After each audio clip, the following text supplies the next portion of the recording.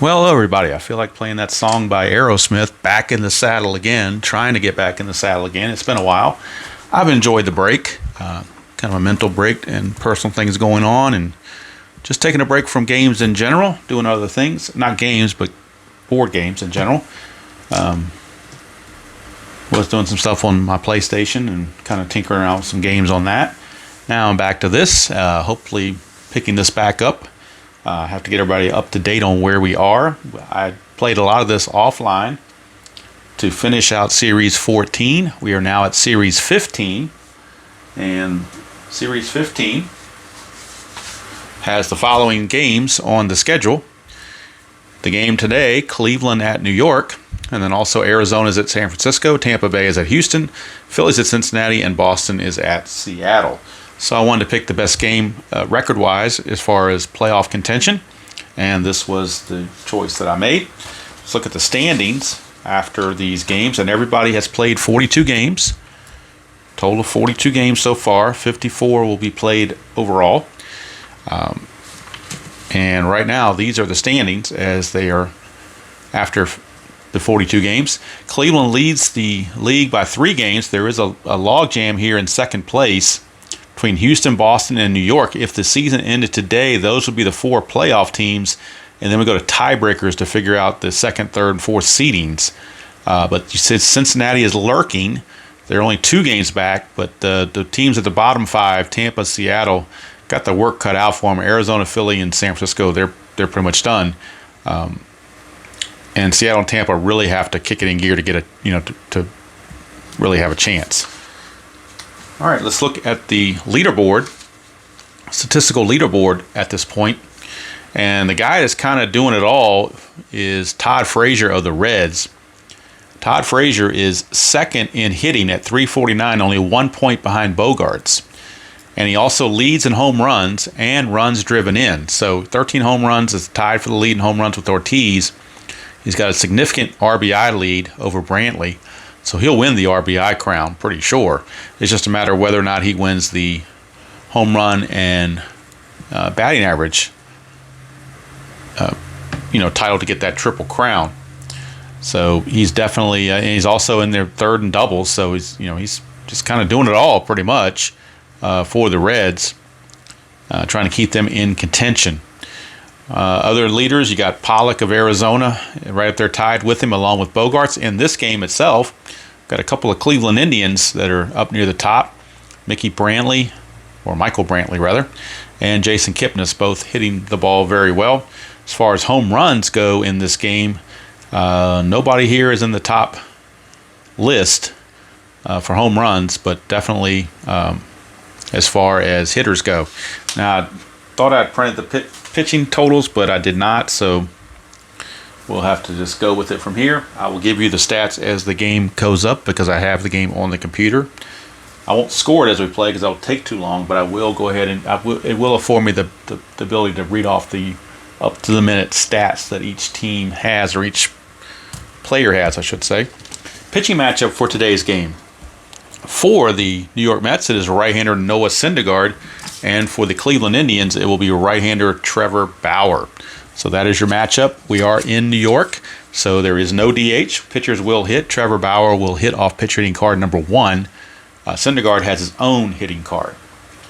On the replay, Noah Syndergaard enters the game 3-1 with an ERA of an even 1. 36 innings pitched, 20 hits. He has not walked anybody, struck out 44. Talk about an amazing number. No walks and 44 strikeouts so far. Look at his real card. He had 31 walks and 166 strikeouts. So the fact he hasn't walked anybody, that's just, to me, that's very, very amazing. All right. Look at the lineups. You can see it here for both teams and their benches and the bullpens that are available. A couple of moves that were made, or a couple of injuries, I should say, for the Mets. They do have 2 players that are still injured for 1 more game. Travis d'Arnaud, the catcher, and Daniel Murphy, second base, are out 1 more game with injuries. So we do have Recker and Herrera taking their spot on the roster. And for the Indians, they ended up bringing up Almonte from the minor leagues, as they did lose Murphy, who got traded to California. So I think that pretty much sets everything in place. They also lost Chebzinski, the lefty reliever. He got traded to San Diego, so they bring up Kyle Crockett. That is a difference there. And Tyler Clippard, I don't remember if I did a game with the Mets with him on it or not, but Tyler Clippard has come over to the Mets as well, along with Addison Reed from Arizona. So that helps their bullpen, potentially. And helps their, in the recent changes of roster, they picked up Cespedes, they picked up Uribe, and they picked up Kelly Johnson. So that's definitely helping their bench and strengthening their resolve to try to catch up with these first place Cleveland Indians. So obviously a huge game for the Mets. 3-game series. And of course they win here. They will take over sole possession of second place temporarily until the other games are played. But obviously a big series for the Mets to try to secure a playoff spot, because you just need to get in. You don't need to be 1, 2, 3, or 4 necessarily. It's just getting in that matters. Once you get in, anything can happen. Of course, this is advanced only. And we got the New York Met colored dice, orange and white with the blue D20. Do have a game on the computer, as I say, so I will give you the stats for each of the players for Cleveland as they come up. Leading off will be Michael Bourne in center field. And Michael Bourne is hitting a robust 223 and 138 at bats. No homers and 9 runs driven in. He does have 9 steals, but for a leadoff man, not very good as far as average goes. And against Syndergaard, it may get worse. We shall see. First pitch, 5-3 from Syndergaard. It's a fly ball left field X. So right away, we're checking Michael Conforto, the left fielder. And he is a 4. So not very good range. 4 and a 10 is going to go to his error check. So we go to the outfield error. And Conforto is at E3. So E3 for Conforto. I'll roll the 2 dice. E3 and a 7 for an outfielder. E3 and a 7 is a fly ball B, so it's good play. So Conforto, tough chance, but he makes the catch and 1 away. And that'll bring up Jason Kipnis, one of those league leaders in hitting in the ball game. And Jason Kipnis, if we look at Kipnis, Kipnis is hitting .329, 2 homers, 21 driven in 167 at bats.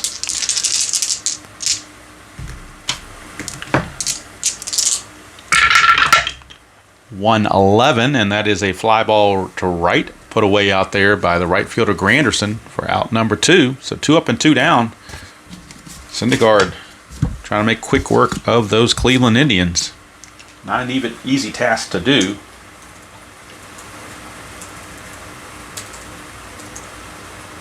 And actually, I am scoring the game as I'm playing it, just at least until I get to the first part of the order, because that gets me the statistics for each player as they come up. So next up is Carlos Santana. He is hitting .245. He's dropped way down. He was over 300 for a long time. He's .245, 5 homers, 27 driven in. Switch hitter 6'10". Now the injury check for both pitchers is a 6'12", so they're safe there at 6'10". 6'10" for Syndergaard against a switch hitter batting left is a fly out to center field. There's a ballpark thing there, but that's only for super advanced, so easy play out there by Yoenis Cespedes. And Syndergaard makes quick work of the Indians. In fact, there were 3 outfield flyouts, 1 to each outfielder, so each outfielder had a part in that. And at the end of half an inning to play, it's Cleveland 0, and the Mets coming to bat against Trevor Bauer, the right-hander. And Trevor Bauer will enter this game with a record of 3-4. So in a first-place team to be 3-4 is not very good, obviously. 4.47 ERA. In real life, he was 11-12 with a 4.55, so that's kind of right in line there. 46 innings pitched, 40 hits, 26 walks, 57 strikeouts.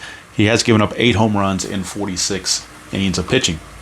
And leading off will be Curtis Granderson, and again, he's been struggling all year, but the Mets don't really have another option that they can think of to lead off. So they're going with Granderson, hoping he turns it around. He's only hitting a .173 in 133 at bats, although he does have 6 home runs from the leadoff spot. So they're hoping maybe he can provide some pop from that leadoff spot, but we shall see. Trevor Bauer to Curtis Granderson. 5-3, and that is a solid single to right field. So right off the bat, Curtis Granderson gets himself a leadoff single. Leadoff single for Granderson. Now the question is, does he want to attempt to steal? He is only a C stealer, which in the advanced game, you don't worry about pitcher hold or anything like that. C stealer is a 1 to an 11, but then you figure out he's being held, makes him a 9. I'm sorry, makes him with the C stealer you lose 3, so it makes him an 8 actually. And then the catcher arm. The catcher arm in this case is Perez, and Perez is a -1, so that would drop him even further. And you would drop him all the way down now to an 8. So it's not going to be worth it to risk it. They're just going to go ahead and let him swing away. He will, of course, be held on, as the Indians don't want to give him a free base. And Wilmer Flores is your batter. He's been injured for a while. It's just now recently come back. He is hitting on the season 236. 236. 6 homers, 12 runs driven in, and 110 at-bats. So see if he can do something here. Indians looking for the double play, if they can get it. That's a 2-7 for Flores, and that's going to be a 1-14 single. Anything else, he lines it to short, and Lindor will grab it. It's a 13. It's going to get through for a base hit. It's 1 star, so Granderson has to stop at first base. But the Mets have something cooking here in the first against the Indians. First and second, nobody out. And the big guns coming up, Conforto and Cespedes to follow on back-to-back singles, and it's a rough start for Mr. Bauer. Runners will be held, at least the lead runner. The trail runner's not being held, but the lead runner's being held. And that's going to bring up Conforto. Recent joining of the team, recent call-up, so he's only had 34 at-bats. He's hitting .324, though, 2 homers and 5 runs driven in just those 34 at-bats. So he's making an impact since he's come up. And they've sent guys like John Mayberry to the minors, along with Kirk Neuenhuis, by getting some of these better players. 5-7 against Bauer is a fly ball center field B. Now, it's been a while since I played, obviously, so I need to check the rules on this and make sure that there's not a chance to tag up to go from second to third. I don't believe there is. I'm thinking that's strictly at third base. I think it's the B question mark that you tag up on. Pretty sure that's what it is.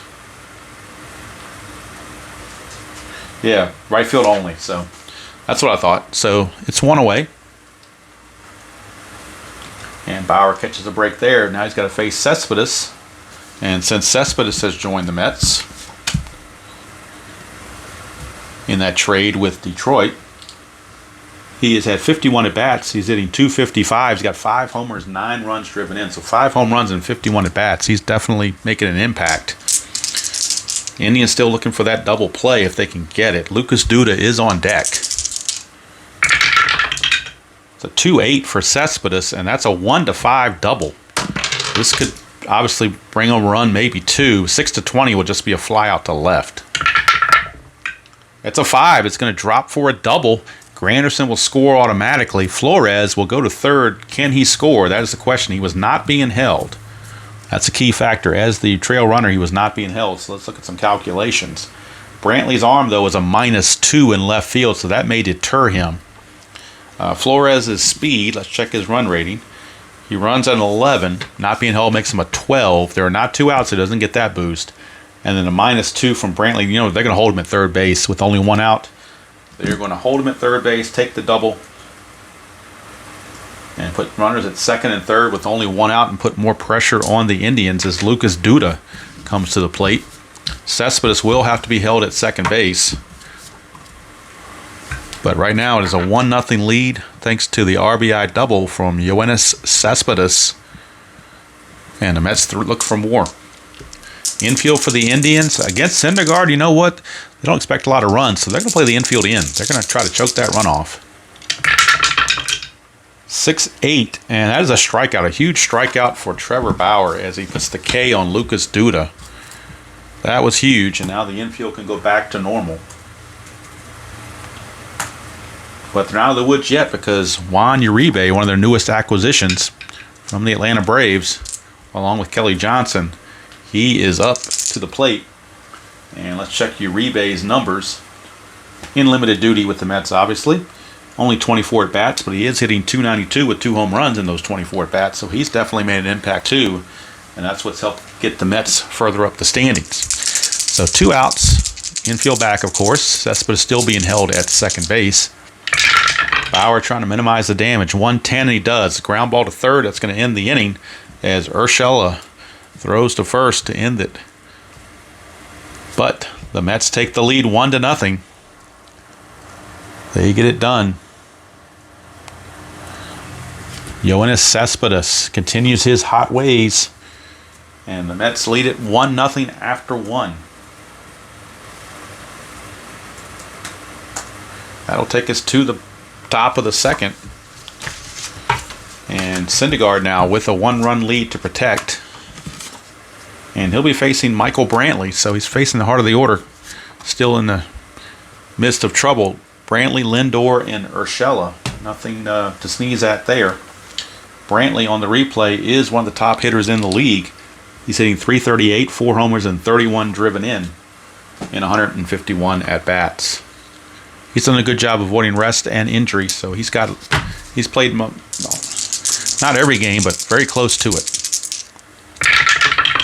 Syndergaard 3-8, and that's a ground ball to first. Duda will step on the bag himself. Easy play, 1 away, and that's going to bring up Francisco Lindor, the shortstop. And for Lindor on the season, he's had 101 at-bats since being called up in midseason. 4 homers, 13 runs driven in, hitting .287. So definitely a threat from that shortstop position. 2-8 for Lindor, but not this time. He's going to ground to short. Flores will take it and flip over to Duda for an easy 6-3 ground out. One shortstop retiring the other. And Syndergaard, 5 up and 5 down, going through the Indians with no issue. Here's Giovanni Urshela. He's definitely a recent call-up. He's had 32 at-bats so far in his time with the Indians. Only hitting a .188. No homers and 1 run driven in. He's in there while Ramirez is on the man. Well, he's not injured. Ramirez is not, but he's closing in on his allotted at-bats. So they're trying to save him for the playoff run and not use up his at-bats early. So here is Urshela. 3-7 for Urshela. He's going to ground to short, and that's going to end the inning. So a very easy inning again for Syndergaard. 3 groundouts. The first inning was 3 flyouts. The second inning is 3 groundouts. So pretty easy peasy lemon squeezy, as they say. To end the inning, we go to the bottom of the second. Still 1-0. And one of the newest members of the Mets, Kelly Johnson, also in that trade with the Atlanta Braves. He is up to the plate to lead things off. And it'll be Johnson, Plawecki, and Syndergaard due up. Johnson, for the Mets, has only had 19 at-bats. He is hitting .316, no homers, and 1 run driven in. Bauer trying to settle in from that rough first inning. 2-7, and that's a good start. It's a strikeout of Kelly Johnson. 1 down. That's a good way to start for Bauer, his second strikeout of the game. That'll bring up the catcher, Plawecki. And Plawecki, he's been oft injured in this replay, but he's been back up to d'Arnaud as well. But he gets to start today, hitting a .130. No homers and 5 runs driven in and just 54 at-bats. They've also had Anthony Recker. So they rotated the 3 catchers with d'Arnaud getting most of the duty. But d'Arnaud being injured, we have Plawecki. Bauer, 2-8 for Plawecki, and that's going to be a walk. So Plawecki draws the 1-out walk. And now that would seemingly set up a bunt situation for Syndergaard. Even though there's already 1 out, it's kind of a, with the pitcher due up, you would think that's the option they would go. Syndergaard, don't have his batting numbers in front of me, but on the regular season in 2015, he was a .209 hitter with a home run. So against right-handers, he does have a good column 1, but he is an excellent bunter as an A. So we're going to have him bunt with 1 out. He becomes a B bunter. So we go to the advanced bunt chart. B bunter, rolling the 2 dice. And we get an 8. An 8 on the sacrifice chart, a B bunter, an 8. Batter's thrown out by first baseman. Other runners advance. So it's going to be a sacrifice bunt. 3-4. As Santana fields it, flips to Kipnis covering. Plawecki will take second base. There are now 2 outs. Successful sacrifice is done.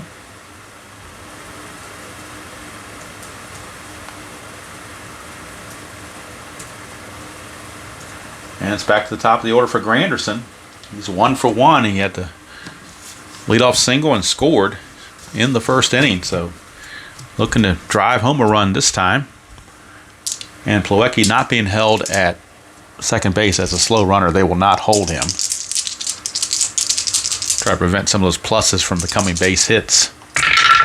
Bauer, 2-8. And that's a strikeout you don't have to worry about. He strikes out Granderson to end the inning and keep the Mets off the scoreboard in the second.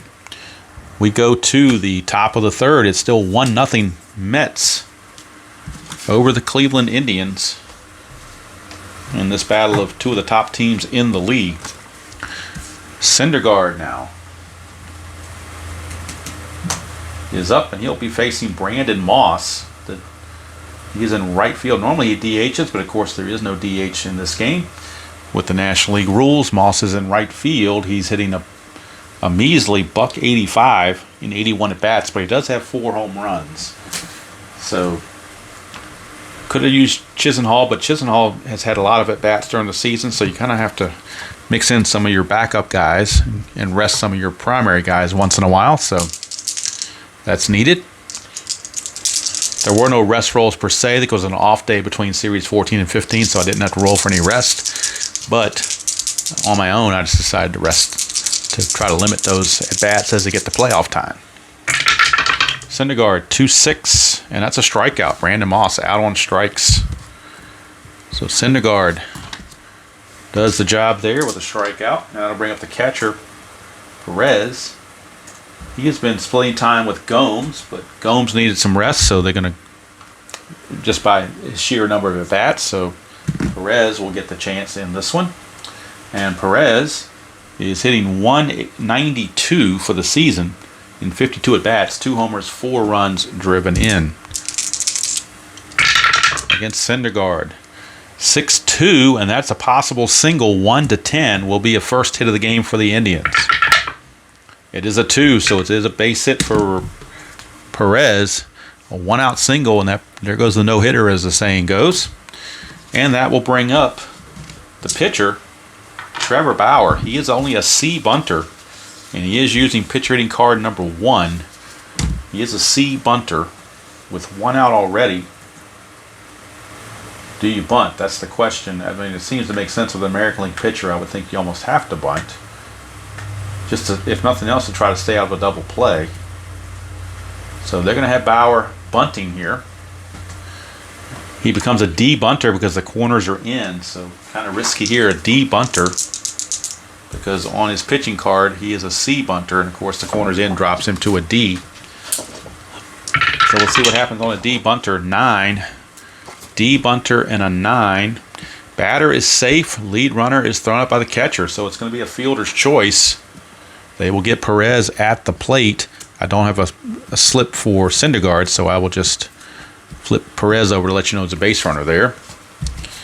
So sacrifice fails. It'll go as a 2-4 as Plawecki pounces out there and throws out the lead runner as Flores takes the throw. 2 outs, and we're back to the top of the order for Michael Bourne. So unfortunately, Bauer unable to help himself. Bauer, of course, will not be held at first base. Bourne flew to left his first chance. 5-6 against the lefty. It's a fly to left. He does it again. So second time Bourne has flown out to left. And that's going to end the inning. Nothing doing for Cleveland here through 3 innings. Syndergaard on his game. And we go to the bottom of the third. And that's where I will stop scoring the game on the computer now since we've gone through the lineups once. I don't need to reference that anymore.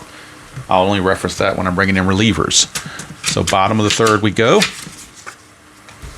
Bauer, so maybe that'll pick up the pace a little bit. Bauer facing Wilmer Flores. Flores is first time up, drew a walk, and was stranded at third.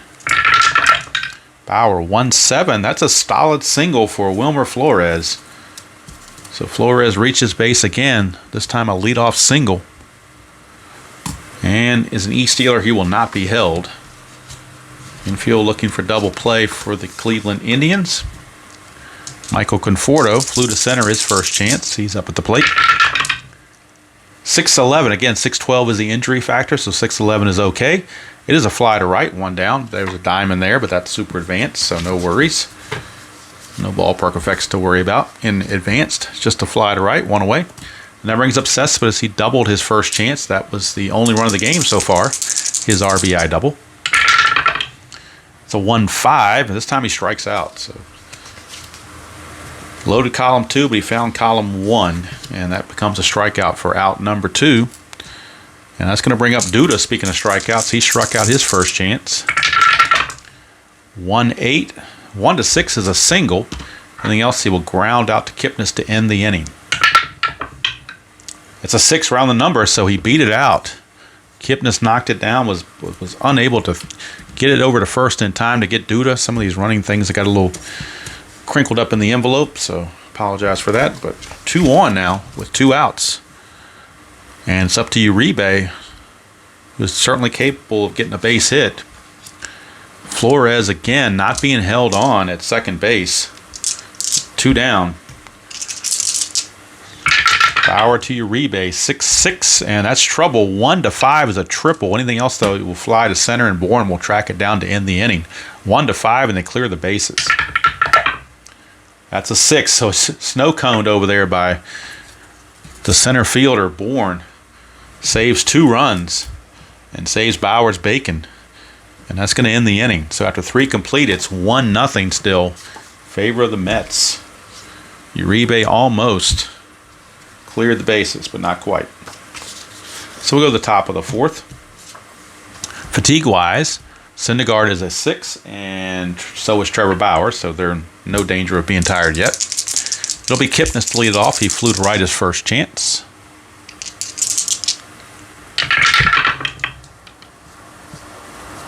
And that's a 4-7 against the lefty. That's a strikeout. There's a dot there, but of course we just mentioned he's not tired, so good strikeout there for Syndergaard. 1 away for Carlos Santana,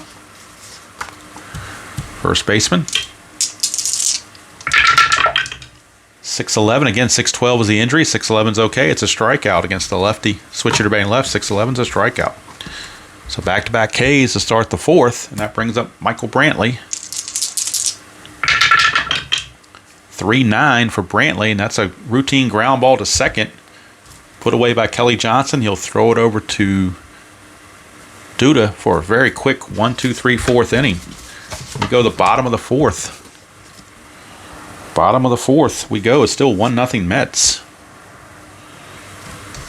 And Kelly Johnson will lead things off. It'll be Johnson, Plawecki, and Noah Syndergaard here in the bottom of the 4th. Mets trying to increase the lead in this ball game. Let me check and make sure. I think I need to push this down just a touch because I think the bottom of the batter cart was getting cut off. So hopefully that's better now. All right, Kelly Johnson. 6-5 against Bauer. Lefty, 6-5. That's a potential home run. He does have normal power, so 1-11, and Kelly Johnson will go deep. It's a 17. He'll have to settle, in air quotes, with a double. So Kelly Johnson, a leadoff double. And his acquisition is paying dividends. He's at second base. He will not be held. Not a very good runner. One runs at a 12.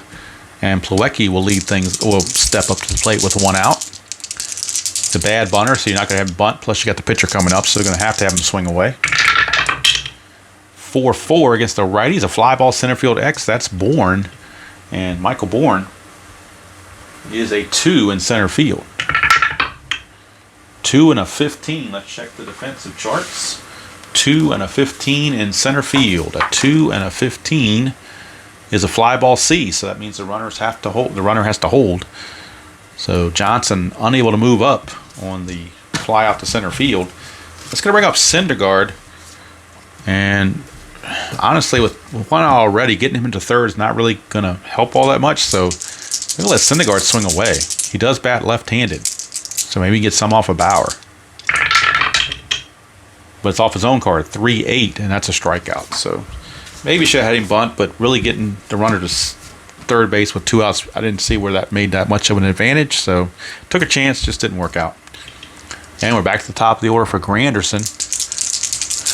Singled and scored in the first, struck out in the second. Bauer, 3-9. Granderson, 3-9 is a walk, so Granderson draws the walk. That'll put 2 on with 2 outs for Wilmer Flores. Flores has walked and singled, so trying to keep the train moving here against Trevor Bauer. 6-6, and he might do it. 1-5, he'll clear the bases with a triple. Anything else, Bourne will track it down. That's a 7, so Bourne again saves a triple for the second time in 2 innings. Michael Bourne has just saved the Indians 4 runs in this game with his defense, being able to range out there. So Mets come close, but no cigar. We go to the top of the 5th. Syndergaard back out, nursing a 1-0 lead. And he'll be facing the shortstop, Lindor. It'll be Lindor, Urshela, and Moss for the Indians. 4-3, switcher batting left. 4-3 is ground ball pitcher X. Syndergaard is a 5. So horrible. But usually on pitchers it goes to the error check. So maybe catch a break here, and it will. He's an E20. That's no prize either. E20 and a 7 for a pitcher. E20 and a 7 for a pitcher is a ground ball A, so he got a break there. By not using his range, he did get a break. And he retires Lindor 1 away. That's one weakness for Syndergaard, is his fielding. But it didn't hurt him on that occasion. Here's Urshela. And Urshela grounded to short his first time up. 6-11, boy, just missed that 6-12 injury check. 6-11 instead is a strikeout. So he strikes out Urshela. An insult to the non-injury. 2 down for Brandon Moss, who also struck out his first chance. Sorry, I had to cough there. I didn't think you wanted to hear that on the camera. So I had to pause as fast as I could. I think I'm better now. Here's Brandon Moss. 1-7, and that's a ground ball to second. And that's easy play for Kelly Johnson and 5 shutout frames for Mr. Syndergaard. So we go to the bottom of the 5th, still 1-0. Trevor Bauer trying to hold his own. Gave it that first inning run, but he's settled down since. But his mates have not been able to get him any runs. So for the Mets, it'll be Conforto, Cespedes, and Duda, heart of the order. And Conforto is flown to center and flown to right, 0 for 2. Bauer, 4-12 against the lefties, a ground ball second base X. That is Mr. Kipnis. And Kipnis is a 3. 3 and a 15 might be good enough. We'll see. 3 and a 15 for a second baseman. 3 and a 15 is going to be a ground ball C, which is good enough to make the play. 1 down. So the leadoff man is out, which is always a good thing to do if you're the pitching team, to keep that leadoff man off base. Brings up Cespedes. He's had the double, the RBI double, to account for the only run of the game. He's also struck out. 2-8 and chance for another double. 1-5. Not a good chance, but a 1-5 chance for a double. Anything else is tracked in left field by Brantley. It's a 4, so it's the second double of the game by Cespedes. This one with nobody on base, but now the Mets threaten again. Second double of the game by Cespedes. He will not be held at second base. Here's Duda. 3-6 for Duda. That's a fly to center field B question mark. So there's a chance where he could move up and get to third base with 2 outs. But do you want to take that chance? is the question.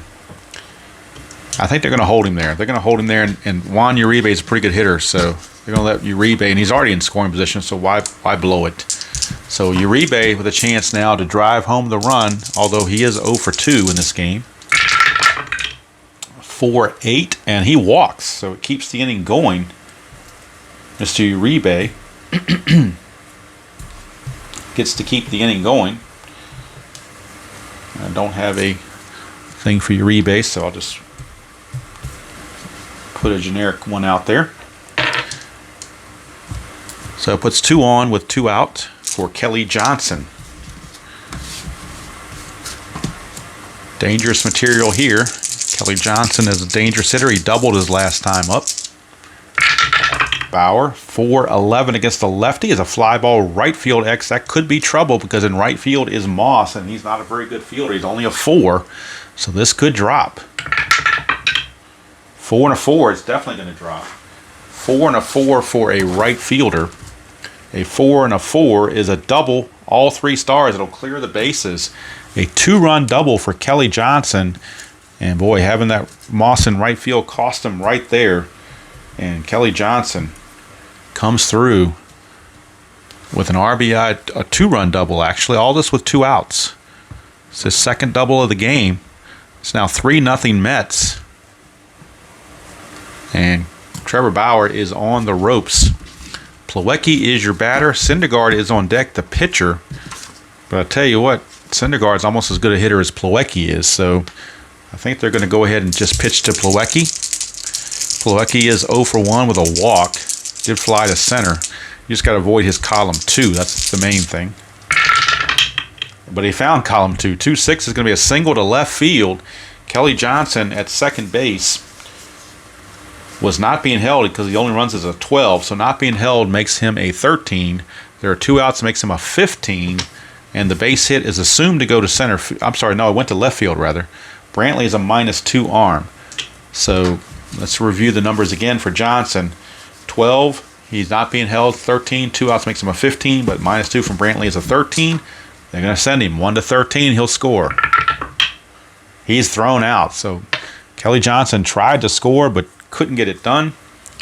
So Brantley saves a run. Plawecki gets the single, but Johnson is thrown out trying to score, and it keeps the game at 3-0. Boy, some of the outfield defense by the Indians has kept this from being a blowout. But the way Syndergaard is pitching, 3-0 could be considered a blowout. We go to the 6th, and this is the fatigue inning for both pitchers coming up. Indians bullpen has already got activity going because Bauer is scheduled to bat second this inning. So definitely looking at pinch hitting time. Looks like Lonnie Chisenhall has picked up a bat and is probably going to hit. Although it could be Almonte. They might want to save Chisenhall with runners on base. So they could give the newest acquisition, Abraham Almonte. I believe he's going to be the one picking up the bat. So it's actually going to be Almonte who's going to pinch hit for Bauer. So it's going to be Perez and then Almonte. And then the top of the order, Bourne. And then we'll figure out who the new pitcher is going to be when all that comes about. In the bottom of the inning right now. And it looks like it's going to be a lefty because there's lefties coming up for the Mets. So it looks like the newest lefty in the bullpen, Crockett, is loosing in the bullpen for the Indians. But let's not get ahead of ourselves. Top of the 6th, here's Perez. 6-7, that's a ground ball second base X. That is the second baseman, Kelly Johnson. And if we look at Johnson's defensive ratings, he is listed as a 3.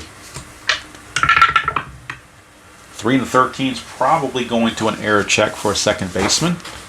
Actually, it does not. 3 and 13 is a ground ball B, so it's good enough. Kelly Johnson makes the play. Perez is out, 1 away. And now we got the pinch hitter for Trevor Bauer, Abraham Almonte. Almonte on the season, in the 2015 season, hit 178. He has no, I don't believe, let me double check it, but I don't think he has any, let's see if he's got any games under his belt already. Let's bring up the roster here. Almonte. Nope, this is his debut. So this is his season debut. Abraham Almonte, the pinch hitter, switch hitter, against Syndergaard. 2-7, and he flies to center. Cespedes puts it away, and Almonte is retired. 2 up and 2 down, and that's going to bring up the top of the order and Michael Bourne. And, of course, Kyle Crockett will be coming on to pitch for the Indians in the bottom half of the inning. As Bauer's going to go 5 innings, giving up 3 runs. Could have been worse. He really, without some good defense, he could really be in trouble. But 2 out, spaces empty. Here's Bourne. He's 0 for 2. He flied to left twice. 4-4, and he won't fly to left. He will ground it to third. That's Uribe over at third. And defensively, Uribe checking in at a 3. 3 and 11 is almost certainly a error check for third baseman, and it is. Uribe's error rating is an E18. E18 for Uribe. And that's a 3. That could be interesting. And the E18 and a 3 is a 1 base error. 1 base error on Uribe. So inning is not over yet. First error of the game. It's an E5. And that keeps the inning going as Michael Bourne will reach with 2 outs. He is a threat to steal, but down 3-0. Don't know if you want to try it or not. Although a stolen base would mean a base hit would get you in scoring position. A steal would do it, rather put you in scoring position where a single could score you. Let's check the catcher arm. Plawecki is a 0 on his arm. So if we look at the run steal chances for Bourne, he is an A stealer. Starts out as a 15. Being held makes him a 13. You lose 2 for being held, makes him a 13. 0 arm. 1 to 13, you could steal him or try to steal him. Boy, what do? You're down 3-0, but you almost feel like you have to get something going. So they're going to try it. 1 to 13, he will make it. 20, he's thrown out. Wow, bad break there. So Bourne tried to make something happen, got caught stealing.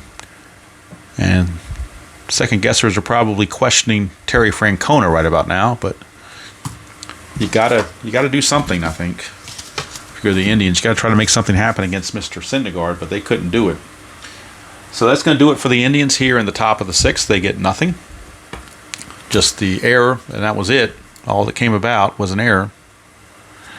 So now we are looking at the new pitcher, and is the newest member of the Cleveland team.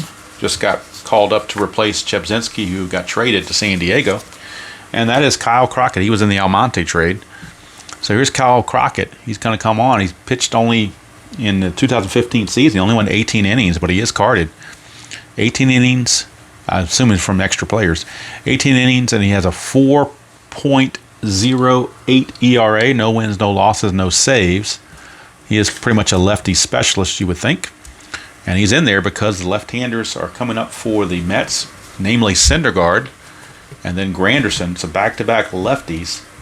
Now, if they want to, Syndergaard really still has some juice left, so they're not going to take him out with a 3-0 lead. They're going to let him hit. So Syndergaard, though, against lefty pitching, not likely to do much unless he gets something off Crockett's card. Let's see here, 3-7. That's going to be a strikeout. So Syndergaard, they're not worried about his offense. They need his pitching. So Mets don't have any problems with that. And that'll bring up Granderson as we flip the order over. So another lefty-on-lefty matchup. 2-6, and that's another strikeout. So Crockett facing 2 lefties, struck them both out. And now he's going to face a right-hander in the form of Wilmer Flores. But they're still going to leave him out there. 2 outs, bases empty. They're not going to change pitchers. They're going to let him stay in there.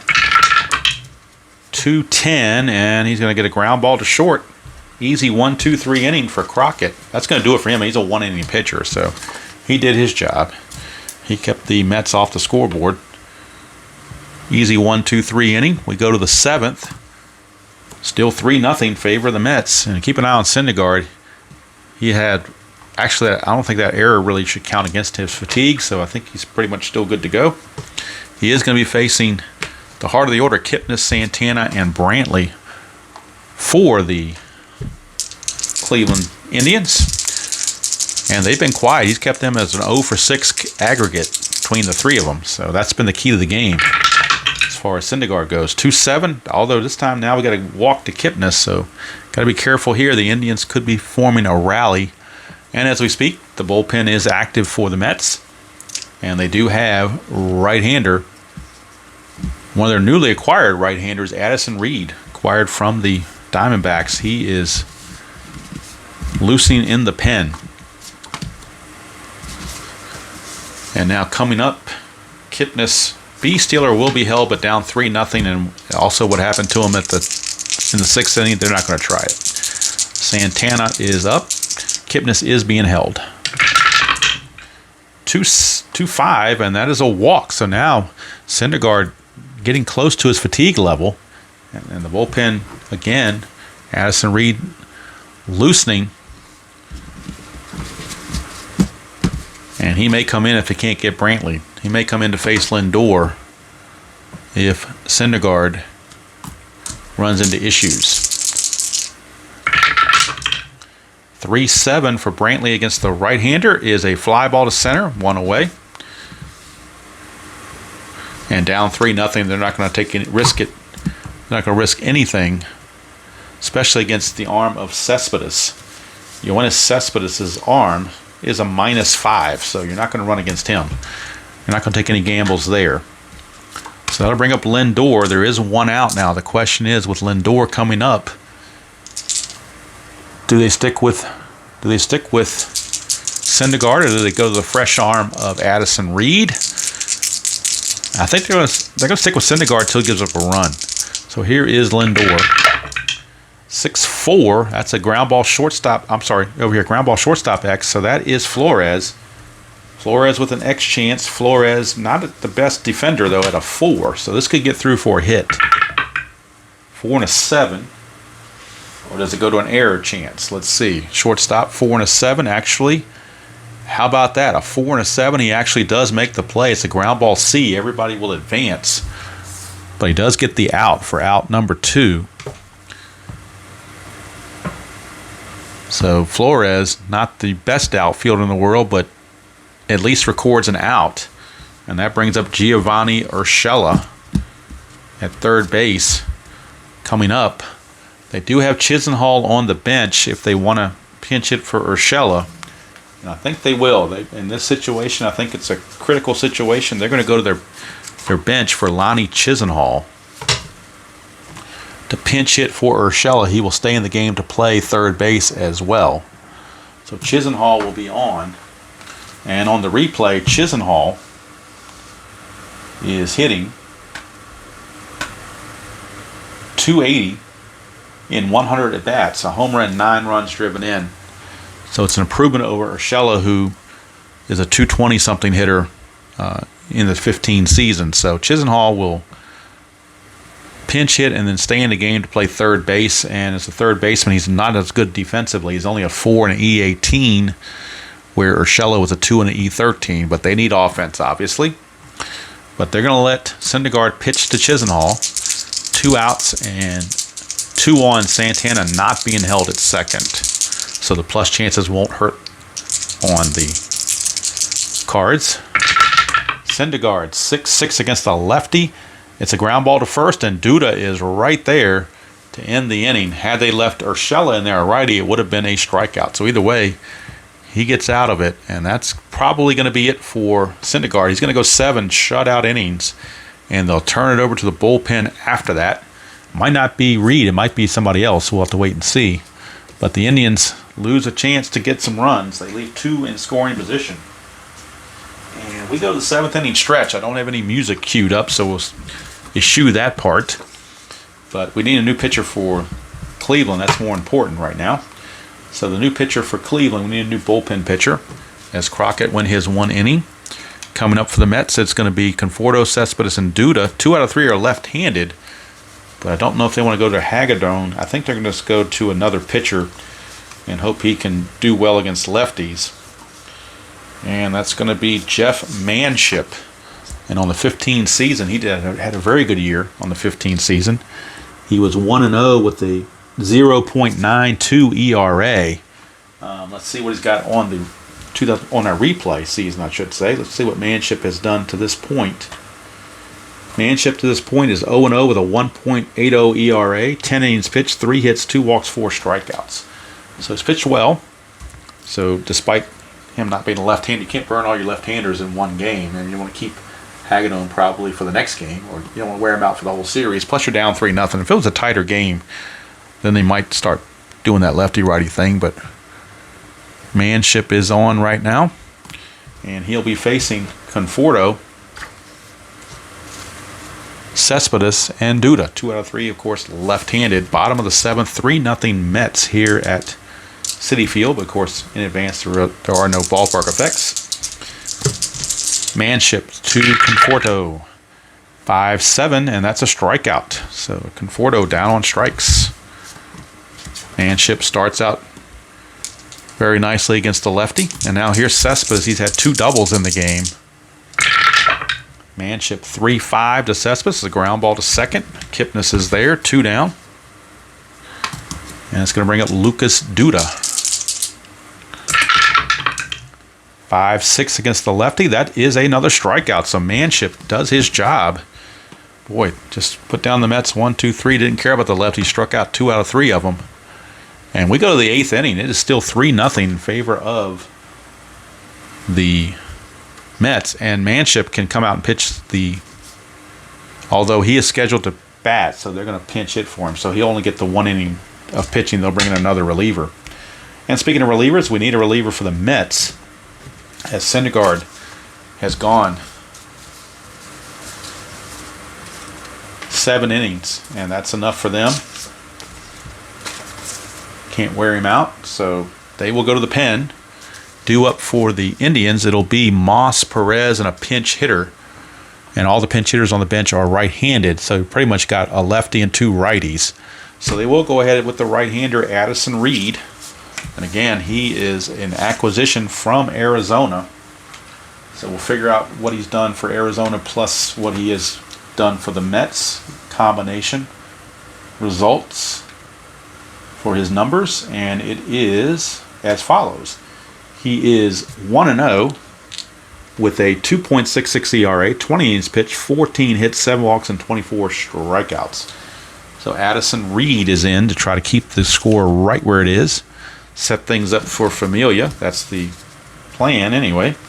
See how it plays out. It'll be Moss, Perez, and then a pinch hitter off the bench. Probably either Rayburn or Aviles. You don't want to burn your backup catcher, so we'll see which one it is first of all, but right now it is Addison Reed hitting the call. It's Brandon Moss, 4-8, and that's a strikeout. So he didn't care about the lefty. He struck him out. Big strikeout there to start the inning. Kind of announces presence with authority, as Nuke Lelouch would say. Here's Perez. He's 1 for 2. 5-5. That's another strikeout. So Addison Reed really announcing his presence with authority. 2 consecutive strikeouts to start the inning. And now we need a pinch hitter. Is it going to be Rayburn or Aviles? Let's see. It looks like it's going to be Ryan Rayburn. So Ryan Rayburn will be on to pinch hit for the pitcher, Manship. And on the season, Rayburn is hitting .236 in 55 at-bats, a homer, and 5 runs driven in. He hit .301 on the regular season, so he's definitely underperforming. See what he does here against Addison Reed. 5-9, and that's going to be another strikeout. So how about that? Addison Reed comes in and strikes out the side here in the top of the 8th. Talk about a warm welcome to the bullpen of the Mets. They definitely love it. Sets them up now for Aviles, assuming it stays a save situation. Right now we go to the bottom of the 8th. It'll be Uribe, Johnson, and Plawecki, the scheduled hitters for the Mets. But the Cleveland Indians need a new pitcher, and they're going to go to right-hander Brian Shaw out of the bullpen. We'll get Shaw's numbers on the replay. He is a right-hander. And on the replay, Shaw is 2-2 with a 3.79 ERA and no saves. 19 innings pitched, 16 hits, 2 walks, and 14 strikeouts. So Shaw in there just to try to keep things where they are. As as Familia is loosening in the pen in case he is needed for that save. All right, Uribe, the leadoff batter. 4-7 against the right-hander, struck him out. So Shaw gets the K to start the inning. 1 down for Kelly Johnson. 3-3 for Kelly Johnson's a single. So Kelly Johnson, a 1-out single. And that'll bring up the catcher, Plawecki. So we will get a pinch hitter for Addison Reed coming up, assuming Plawecki does not hit into a double play. Johnson not being held on first.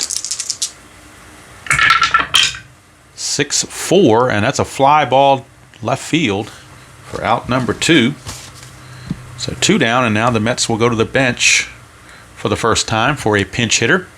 And the pinch hitter is going to be, they do have one switch hitter, I believe, in Herrera, if they want to go that route. No, actually, he's right-handed. All the hitters are right-handed, so it really doesn't matter who they bring in at this point. Since they're all right-handed, they will go ahead and go with Michael Kadire. So Kadire will be the pinch hitter for Addison Reed, who did immaculate, striking out the side. So Kadire up with Johnson at first and 2 down. Johnson not being held, of course.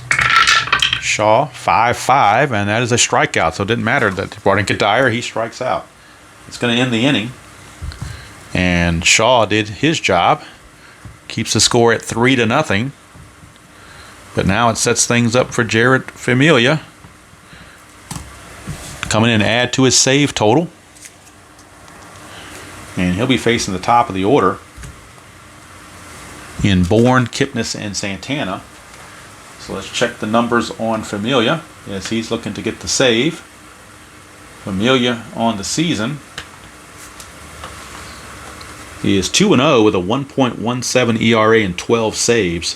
15 innings pitched, 15 hits, 2 walks, and 23 strikeouts. So he has done the job for the Mets for the most part. And when he did blow the save, he got the win. So doesn't happen often that he blows a save, but Mets, Terry Collins looking him to end this thing. He'll be facing the top of the order here in the top of the 9th in Michael Bourne. So Familia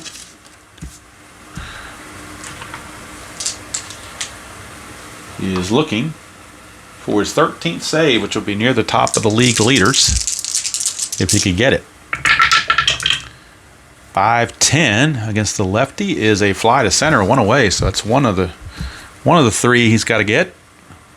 Easy fly ball to Cespedes, 1 away. Here is Jason Kipnis as the Mets look to shut out the powerful Indians. 4-4 against the lefty. And boy, he just missed a home run chance. It's a catcher X. That's Plawecki. And Plawecki checks in as a 2. 2 and a 20. Interesting. Catcher defensive chart. A 2 and a 20 is a straight out foul out. So that's out number 2. They popped it right up, and that leaves up to Carlos Santana, the last chance for Cleveland to extend the ball game. Familia looking for save 13, and to close the gap, that would move the Mets within 2 games of the Indians and at least temporarily give them sole possession of second place. That's a 6-10. Let me double check Familia to make sure 6-10 is not an injury for him. I don't think it is, but if it is, I don't want to skip it. So Familia, 6-10. No, he's actually a 0. He cannot be injured, so no worries there. 6-10 against the switch hitter batting left is a ground ball shortstop X. And again, nothing automatic here. Flores is a 4. 4 and a 10, though, is going to go to error check. So he might get a break there. 4 and a 10 for an error check for Flores. But he's an E25, so that's no piece of cake either. E25 for an error.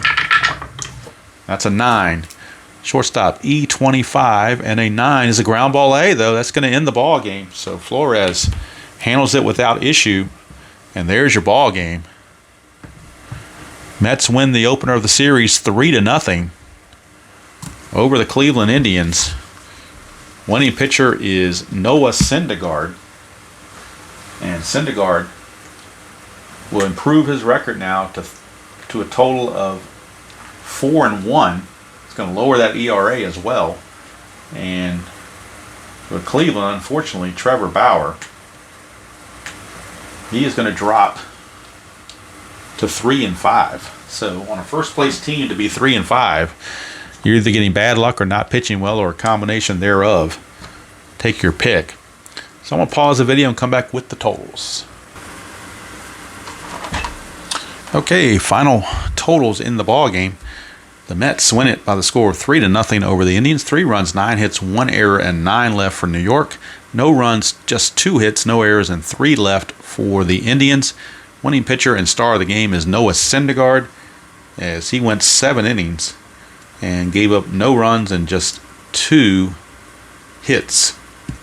He improves to 4-1. Losing pitcher was, unfortunately, for the Indians, it was Trevor Bauer. He drops to 3-5. And Jeurys Familia picks up save number 13. So that's going to push the Mets to 26-17. They'll get a half-game lead over the other teams they had been tied with, and it draws them within 2 games of the Indians. With 2 more games in the series, they could, if they sweep, they end up in a tie with the Indians, but we'll see how it plays out the rest of the series. Syndergaard being the buzzsaw in this one. So, getting back at it, hopefully wasn't too rusty. We shall see. Kind of felt weird, actually, because it's like, getting back in the saddle again, as they say. Hopefully it turned out okay. We shall see when it uploads. I don't know when I'm recording how it's going to turn out until I see it later on. But hopefully you're having a great Christmas season and enjoying this time of year, the holidays. If some of you have time off, hope you enjoy that. Get to roll some games. Hope you'll get some games for Christmas, or some gift cards that you can purchase for Christmas, or just enjoy the stuff you got at Black Friday or Cyber Monday. Either way, hope you're having a good time with the hobby. And as usual, until next time, enjoy playing whatever game you choose to play, however you choose to play it, and I will see you all down the road.